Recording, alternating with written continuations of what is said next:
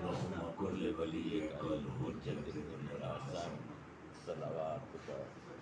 صلواتك عليه وعلى آبائه في هذه الساعات وفي كل ساعة وليا وحافظا وقائدا وناصرا ودليلا وإن حتى تسكنه أرزاك طوعا وتمتعه فيها طويلا اللهم صل على محمد وعلى محمد. ایک مل کر درود پڑھیے محمد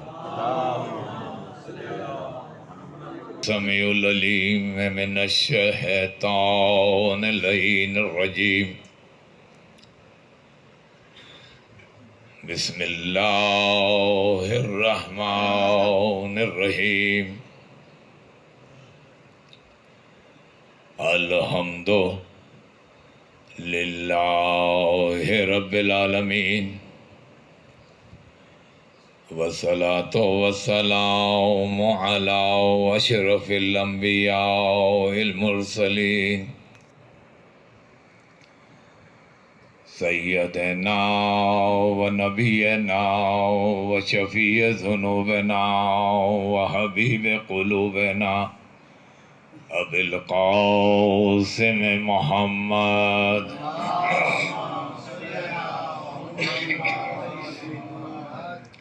وآلہ الطیبین الطاہرین الغر المیامین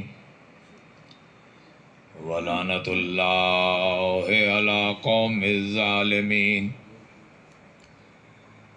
اما بعد فقال رسول اللہ صلی اللہ علیہ وآلہ وسلم مثل اہل بیتی کمثل سفینۃ النوح من رکبها ونجا ومن تخلف عنها غرقا وحوا. صلوات پڑھیے.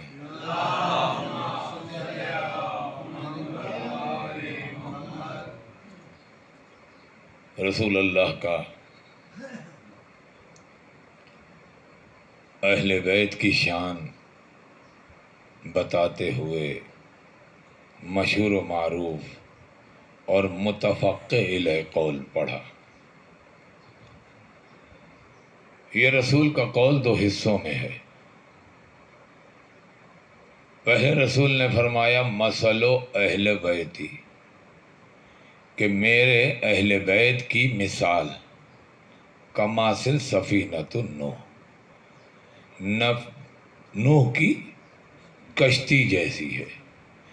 من رکبہا جو اس پہ سوار ہوا نجات پا گئی.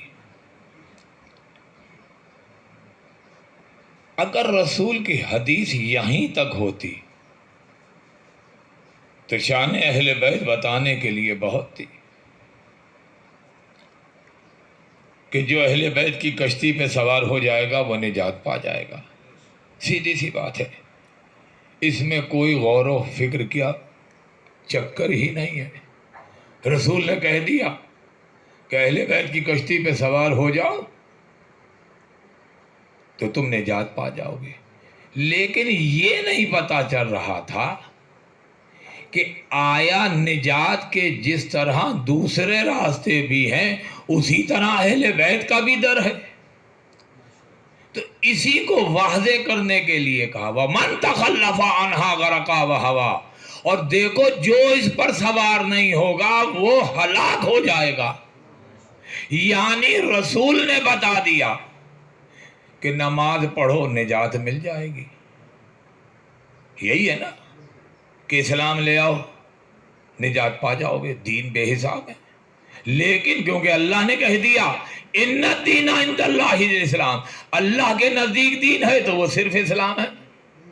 تو اب جو اسلام میں داخل ہوگا وہ نجات پا جائے گا. اب جس نے جو اسلام میں داخل ہو گیا تو اس پہ قواعد و ضوابط لازم ہو گئے کہ نماز پڑھو، کہا نجات مل جائے گی. اسلام لے آئے، کہا نہیں نماز پڑھو، نماز بھی پڑھ لی. کہا اب نجات ملے گی؟ کہا نہیں، روزہ بھی ہے وہ بھی رکھو۔ روزے بھی گرمیوں میں رکھ لیے۔ اب ہم نے پوچھا کہ اب نجات مل جائے گی؟ کہا نہیں۔ کہا پھر؟ کہا ابھی تم نے زکوٰۃ ادا کرنی ہے، خمس ادا کرنا ہے، جہاد کرنا ہے، اسلام کو بچانا ہے۔ کہا یہ سب کچھ کر لیا، کلمہ لا الہ الا اللہ بھی پڑھ لیا، محمد الرسول اللہ بھی پڑھ لیا، اب تو ہماری نجات پکی ہے؟ کہا نہیں۔ کہا کیوں، اب کیا ہوا؟ کہا رسول کی ایک حدیث اور بھی ہے۔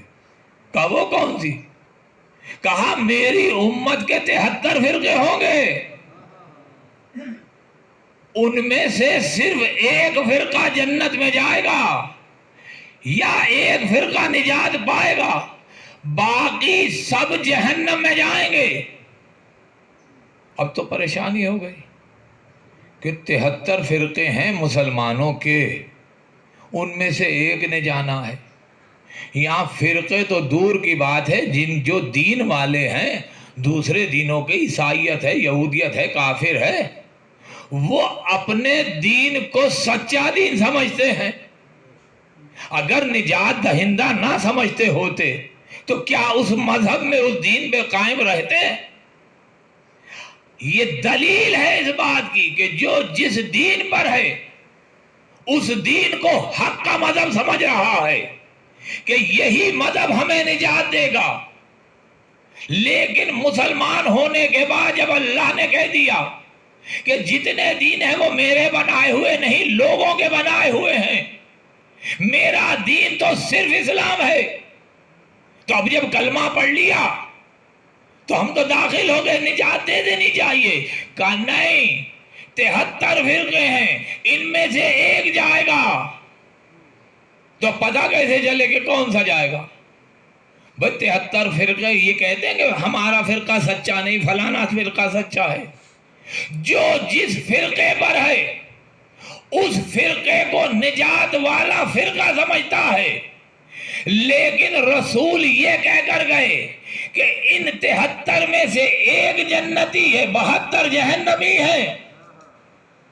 نمازیں سارے پڑھ رہے ہیں، کلمہ سارے پڑھ رہے ہیں، روزے سب کر رہے ہیں، حج سب ادا کر رہے ہیں، اپنے مال سے پیسے زکوٰۃ کی صورت میں سب دے رہے ہیں، اور اس کے باوجود بھی ہے۔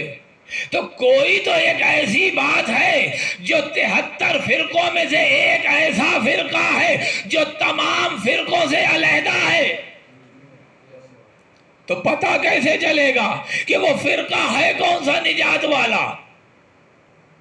تو وہ رسول نے میدان غدیر میں بتا دیا، وہ فرقہ رسول نے بتا دیا میدان غدیر میں۔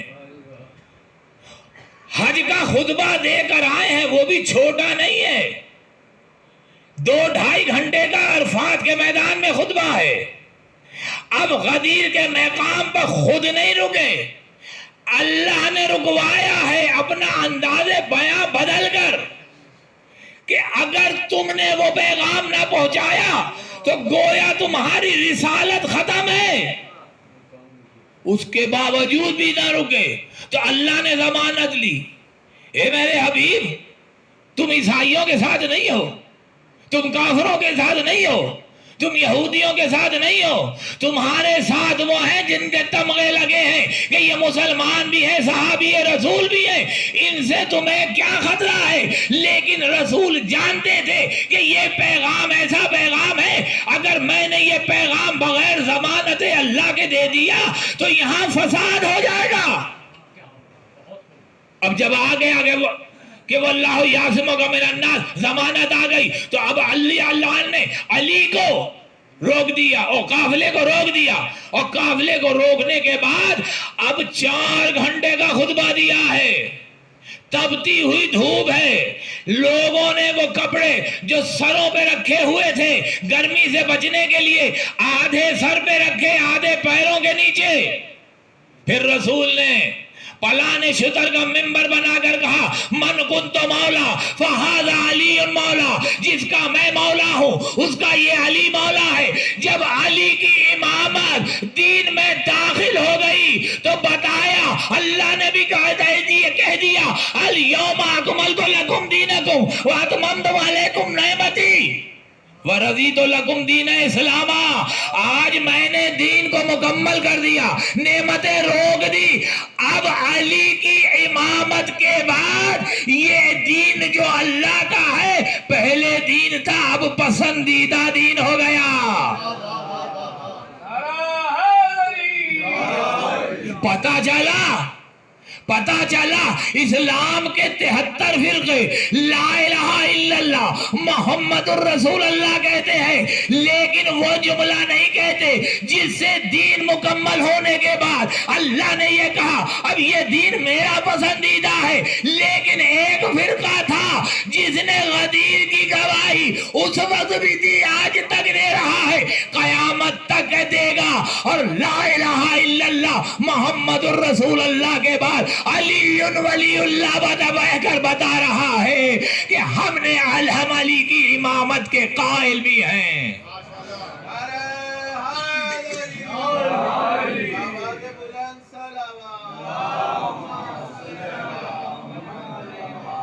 یعنی پتہ چل گیا کہ جو محمد اور آل محمد سے محبت کرتا نظر آئے، جو علی سے محبت کرنا نظر آئے، جو ان کے اقوال پہ اپنے کردار کو بنا رہا ہے، اپنی زندگی ویسے گزار رہا ہے جیسے انہوں نے بتایا بھی ہے، کر کے دکھایا بھی ہے، تو وہ ہے فرقہ جس کے لیے رسول نے کہا کہ 73 میں سے ایک جنت میں جائے گا۔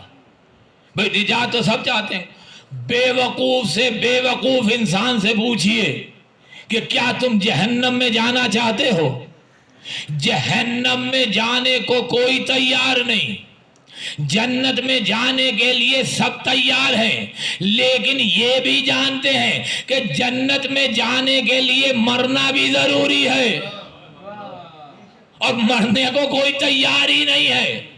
جنت میں سب جانے کو تیار ہیں، محبت اہل بیت کا دم بھرنے والے ہیں، لیکن احکام جو اللہ کے بتائے اہل بیت پہ اس پہ عمل کرنے والے کو بہت کم ہیں۔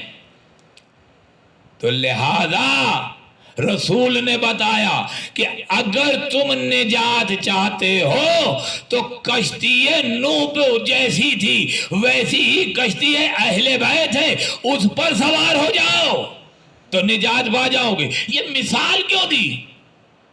کچھ اور رسول مثال دے دیتے، یہ کیوں کہا مثل اہل بیتی کمثل سفینۃ نوح، کہ نوح کے سفینے جیسی ہے میرے اہل بیت کی مثال، اس لیے کہ نوح وہ نبی ہیں جن پر بہت زیادہ ظلم ڈھائے گئے ہیں، اتنے پتھر روز مارے جاتے تھے کہ وہ پتھروں میں دب جاتے تھے، شام کو آ کر جبرائیل انہیں نکالتے تھے، اپنے پروں کو اس پہ پھیرتے تھے، نوح ٹھیک ہو جاتے تھے۔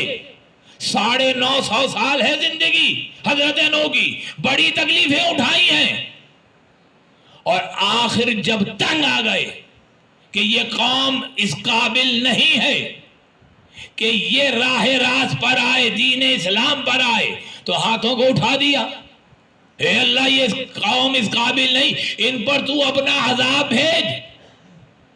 قائم نوح کشتی بنا، نوح نے کشتی بنائی، کتنے سالوں میں لوگ مذاق اڑاتے رہے کہ نعوذ باللہ بڈھے کا دماغ خراب ہو گیا ہے، یہ اتنی بڑی کشتی بنا رہا ہے، کیا خشکی پہ چلائے گا؟ کشتی تو پانی پہ چلتی ہے، اور کیونکہ اللہ کا حکم تھا کشتی بناتے رہے۔ کشتی بھی کوئی 1-2 سال میں نہیں، پتہ نہیں کتنے 100 سال میں بنی تھی۔ درختوں کو حکم دیا تھا کہ کھجور کے درخت بو، 30 سال میں بڑا ہوتا ہے، پھر اس کو کاٹو، پھر اس کے پھل کو پھر بو۔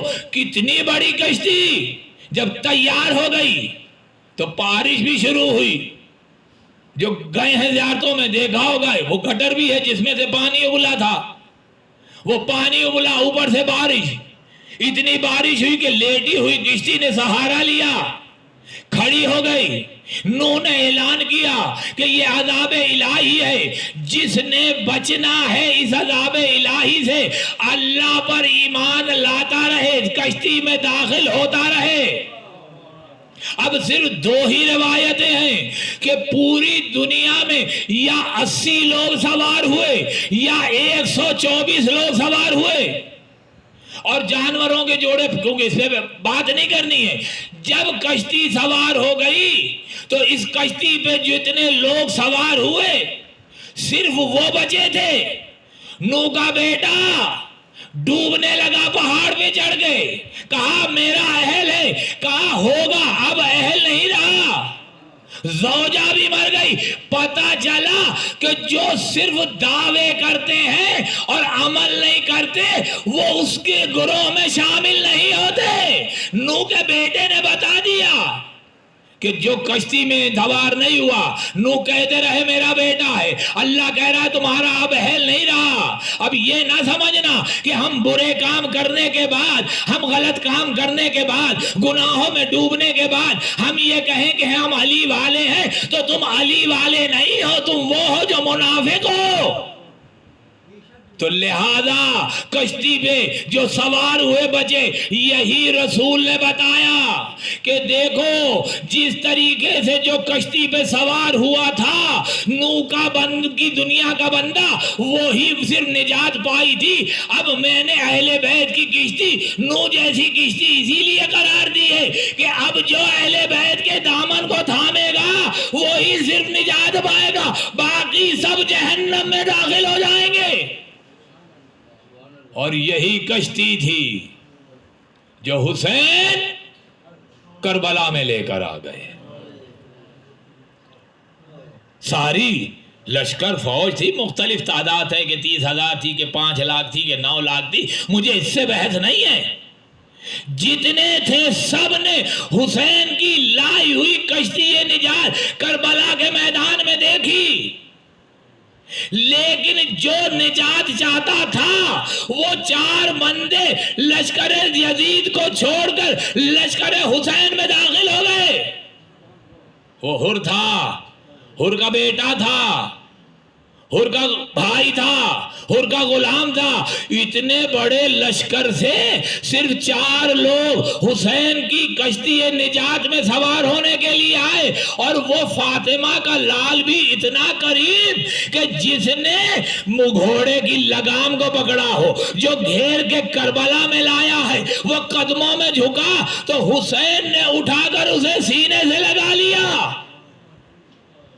یہ ہے کربلا جو نجات دیتی ہے بندے کو۔ لیکن کربلا صرف فضائل و مسائل سننے کا نام نہیں ہے۔ حسین کا غم یہ نہیں ہے کہ حسین کے مسائل سن کر رو، ارے یہ مجالس حسین جس کی بانی جناب زینب سلام اللہ علیہ ہیں، اگر انہوں نے یہ مجلس کی بنیاد رکھی تو یہ ہمارا احسان ہے کہ یہاں سے ہم کچھ سیکھیں، کچھ لے کر جائیں اور اس پر عمل کر کے بتائیں کہ ہم خالی نام کے حسینی نہیں ہیں، ہم کردار کے بھی حسینی ہیں۔ کربلا میں حسین پہنچ گئے، شب عاشور آ گئی، حسین بیٹھے شہیدوں کی لسٹ بنا رہے۔ ایک 13 سال کا بچہ اپنے پنجوں پہ بلند ہو کر حسین کی شہیدوں کی لسٹ میں اپنا نام تلاش کر رہا ہے، لیکن اسے اپنا جب نام نظر نہ آیا تو کہتا ہے چچا یہ آپ کون سی لسٹ بنا رہے ہیں؟ تو حسین نے کہا ان شہداء کی جو کل قربان ہوں گے۔ تو پلٹ کے وہ 13 سالہ قاسم کہتا ہے اے چچا کیا اس لسٹ میں میرا نام نہیں ہے؟ تو حسین نے جواب نہیں دیا، پلٹ کر سوال کر دیا، اے بیٹا قاسم تم موت کو کیا سمجھتے ہو؟ تو بچہ تھا تو جواب پورا دیا، لیکن تھا بچپنے والا۔ کہا چچا میں موت کو شہد سے زیادہ شیریں سمجھتا ہوں۔ بیٹا تم کیوں گھبرا رہے ہو؟ ارے اس میں تو تمہارے 6 مہینے کے بھائی علی اصغر کا بھی نام ہے۔ بس جیسے یہ سننا تھا، ارے قاسم 2 قدم پیچھے ہو گئے، کہا اے چچا کیا یہ دشمن ہمارے خیموں میں آ جائیں گے؟ کہا اے قاسم تم جیسے شیروں کے ہوتے ہوئے کس کی مجال ہے جو خیمے میں تو آنا دور کی بات خیموں کی طرف دیکھ سکے؟ بس عزادارو اس کے بعد یہ مہلت کی رات گزرنا شروع ہوئی۔ رات کا ایک پہر تھا، حضرت ابو الفضل عباس اور حضرت علی اکبر دونوں ساتھ ساتھ چچا بھتیجے باتیں کرتے جا رہے تھے۔ پیچھے پیچھے یہ 13 سال کا یتیم بھی جا رہا تھا کہ ایک دفعہ باتیں کرتے کرتے علی اکبر نے کہا اے چچا صبح جنگ ہوگی؟ کہا ہاں بیٹا جنگ ہوگی۔ کہا اے چچا آپ جنگ میں نہ جائیے گا۔ کہا بیٹا کیوں؟ کہا چچا اگر آپ قتل ہو گئے تو میرے بابا کی کمر ٹوٹ جائے گی۔ عباس نے کہا اے علی اکبر تم نہیں جاؤ گے جنگ میں۔ کہا چچا میں کیوں نہیں جاؤں گا؟ کہا تم جانتے ہو اے اکبر ارے تم میرے مولا کی آنکھوں کی روشنی ہو، اگر تم تو قتل ہو گئے تو میرے مولا کی آنکھوں کا نور چلا جائے گا۔ ارے پیچھے وہ 13 سالہ یتیم آ رہا تھا، ایک دفعہ تیزی سے آگے بڑھا، ارے چچا بھتیجے کے درمیان میں آیا، ایک دفعہ چچا کے سینے پہ ہاتھ رکھا، اے چچا تم بھی جنگ میں نہ جانا۔ پھر علی اکبر کے سینے پہ ہاتھ رکھا، اے بھیا تم بھی جنگ میں نہ جانا۔ دونوں نے پوچھا قاسم کیوں؟ کہا اے چچا اگر تم مارے گئے میرے چچا کی کمر ٹوٹ جائے گی، اور بھیا علی اکبر مارا گیا تو میرے چچا کا نور آنکھوں کا چلا جائے گا۔ ارے جنگ کو قاسم جائے گا، ارے میں یتیم ہوں، ارے میں مارا بھی گیا، حسین میں کچھ نہیں ہوگا۔ بس یہ آواز حسین کے کانوں میں گئی، دوڑ کر قاسم کو اٹھا لیا، اے میرے بیٹے قاسم ارے یہ کیا کہہ دیا؟ ارے تم تو میرے حسین کے چچا کی جان ہو، ارے تم تو میرے بھیا کی نشانی ہو، جب بھیا یاد آتے تھے ارے میں تیرا چہرہ دیکھ لیا کرتا۔ اعلی لعنت اللہ علی قوم الظالمین۔